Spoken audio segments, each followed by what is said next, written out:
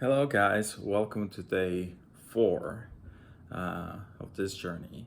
So instead of showing you today what I'm gonna be eating or exercises that I'm gonna be doing in the more specific terms, I wanted to talk about what are gonna be the data points that we're gonna be following and measuring in order to make sure that we're actually making gains.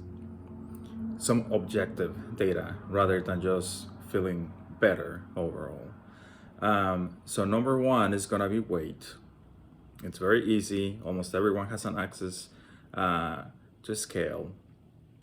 And what I recommend you to do is to measure your weight 3 days in a row and then just get the average and write that down, because there's always a little bit of fluctuation with level of hydration, whether you have actually pooped and urinated or not. So if you get your weight 3 or 4 days, then get the average, you're gonna be good. My plan is to actually measure my weight every 2 weeks or every month. The reason that I wanna do this is because I've noticed many times how people get caught up with the weight. There are people that measure the weight every single day. And that's counterproductive, because the only thing it's gonna do is just create more stress.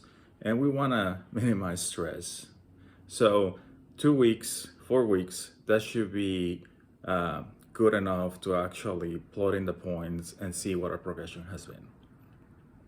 A problem that I have with weight is that depending on the type of exercise that you're doing, if you're lifting weights, for example, then you can gain muscle mass and decrease your fat mass.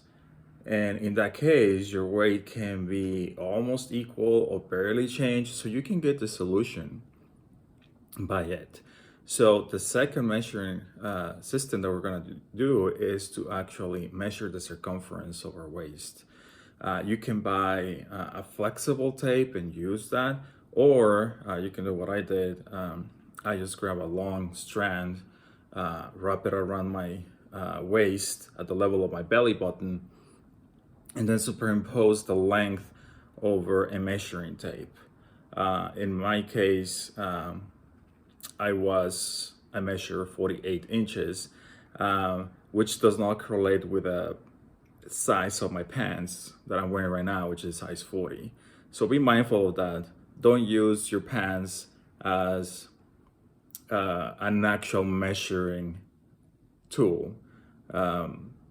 You can use them as a surrogate, meaning that, 2 months ago I was size 40, but now size 38. Well, that's a good improvement, but we want something more reliable and accurate.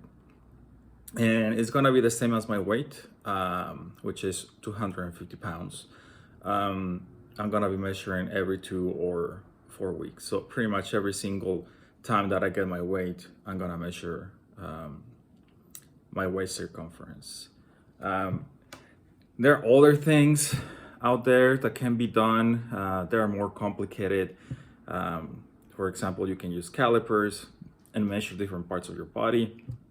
And that can also not only help you and see how much fat you are gonna be losing, but also kind of like the percentage of your total body fat. In this case, again, I'm not so much interested in that at the moment. I'm not a high performance athlete. I am not a bodybuilder. The intention is just to be healthier, reduce the risk of developing diabetes, hypertension, and other metabolic diseases. So just keep that in mind. It depends on your goals and what you want to achieve.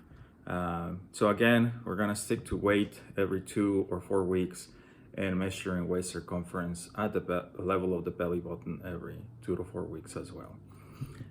So thank you again for visiting my channel. I hope you've been finding my videos useful.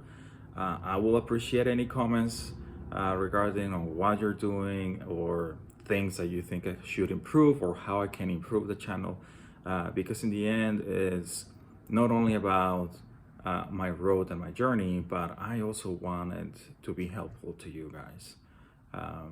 So thank you very much for stopping by, and I'll see you tomorrow. Bye.